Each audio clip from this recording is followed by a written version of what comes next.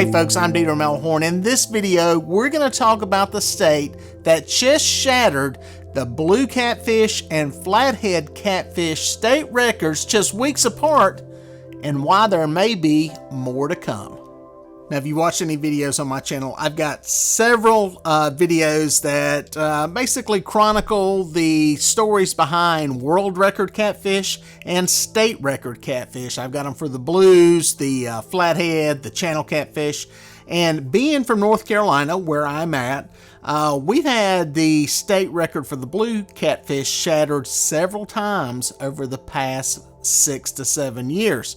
And it happened again this year. Now, the thing that makes it really interesting is that just a couple of weeks later, the flathead catfish record was broken after many, many years, over a decade being in place. So there was a lot going on, a lot of record breaking in a short amount of time. And we're going to talk about what happened and why there may be more to come. Now, the blue catfish came out of the lake that the last 3 records have come out of, and that is Lake Gaston in eastern North Carolina. Now, that lake is just downstream from Kerr Lake, or Bugs Island Reservoir, which is on the North Carolina-Virginia line. The thing that's significant about that lake is that it is home to the current world record catfish, and it's also home to the largest blue catfish ever caught in a catfish tournament anywhere. Obviously, there must be something magical in those waters as they drain down out of the mountains and the Piedmont heading to the coast, because there's some big fish down there. Now, this new state record was caught by Joey Baird on the weekend of July 4th.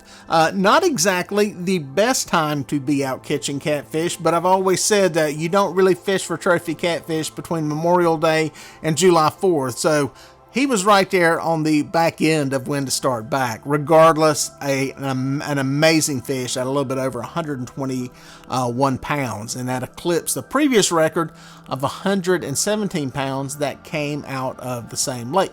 Now, something interesting about the other fish that preceded the 117 pounder, both of those fish were released back into Lake Gaston alive by Zach Royce. So those fish could still be swimming out there, or they may have been one of these fish that were caught by these other anglers. We don't know. But we'll get back to that in a minute as to why that's important. Now, just a couple of weeks later, a couple of hours down the road in the Neuse River, Tyler Barnes caught a new North Carolina flathead catfish state record at 78 pounds, 14 ounces. It eclipsed the previous state record by almost a pound, and became the second state record catfish for North Carolina in less than a month. Now, you may be asking yourself, is there something magical going on in the North Carolina waters? Well, the eastern part of the state has been getting bigger and bigger blue catfish for well over a decade now. These fish have been increasing in size, and the number of 80 to 90 pound fish has increased exponentially. Why is that? Well, generally speaking, drainages, the further basically downhill you go, the more fertile the waterways are. And this is something that many biologists and anglers believe is a contributing factor to why these fish are there. The other thing is the abundance of food. It is very diverse in the amount of food and forage that these fish have. And basically, they got a lot to eat. Another big factor that makes these lakes like Lake Gaston and Kerr Lake so conducive to growing these 100-pound plus fish is, well, they're lakes. These fish are not fighting current in these areas. When a fish fights current, it burns calories, it uses energy. So when you're in a lake and you're not having to fight current like that, all of that stuff that you eat is stored in the body instead of being burned up. So there's a little bit of an advantage for these fish to get that extra notch bigger into that 100, 110, 120, 130 pound range. Now, as for the flatheads, most of those are being caught in water systems, river systems, where water's moving. It's hard to find a catfish state record that goes above 80 to 85 pounds. The ones that go into the 90-pound range are very rare. These catfish just don't get as big as blue catfish. So you ask yourself, why are they doing so good in North Carolina and why are we getting more and more big ones? Well, part of it is the anglers. The anglers are catching and releasing these fish, these trophy fish, so that they go back into the waters. The trophy fish that reach these size, not all fish will reach 60, 70 pounds just because they live long enough. It takes something special. It takes some genetics, and these anglers are letting these fish go, letting these fish breed. And there are a lot more fish in these waterways that can reach those epic proportions. The other thing is our anglers are getting smarter and smarter and becoming better and better fishermen. It used to be that there were only a few guys that knew how to fish, had the gear, had the tackle, and took the time to pursue these fish. In today's world, there are a lot more anglers out there pursuing these fish, pursuing trophy fish. And North Carolina has some excellent anglers that know these waterways, commit the time to it, and that is why it is paying off. Now, is it just as simple as jumping in the car and dragging your boat down to the eastern part of North Carolina and going fishing and catching one of these giant fish? No, it's not quite that easy. There's a little more to it, as anybody knows who has pursued trophy catfish.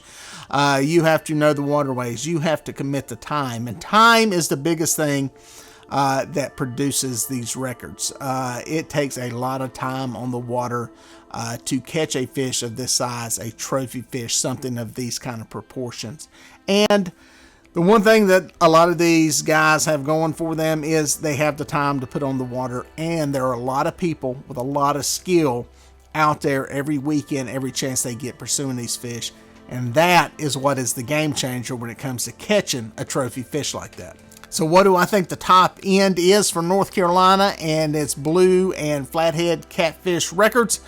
Well, I think we could see the flathead record go into the low 80-pound range. I'm thinking 82, 83, 84 pounds. I think that's possible. I think it's feasible. I think it may come from a lake, to be quite honest. The one thing we have going against it is the biologists in North Carolina and the fisheries managers do not like the flathead catfish. It is a non-indigenous species. It is not from here, and a lot of declines in other fish populations have been blamed on the flathead catfish, whether that's true or not. So that fish is not getting the protection as far as regulations go. So it's kind of out there to fend for itself. So that may lead to some declines. With the popularity of these big fish also comes the sale of these big fish to private lakes. And that is something else that the fish will have to struggle against to be able to get to those larger proportions. As for the blue catfish, I think we will see a fish over 130 pounds from the Carolinas at some point, whether that be Kerr Lake or Lake Gaston, with a record now that is into the 120s. 130 is not out of question. We have seen a couple of fish out of Kerr Lake that have broke the 140 pound range, 142, 143 pounds. So it's very possible we could see a state record out of North Carolina over 130 pounds in the near future. Well, folks, if you made it this far, thank you for watching. Here are a couple more videos that I think you're going to like. I'd watch that one and then that one. No, do that one first and then that one. I don't know. Just watch them both. They're both good.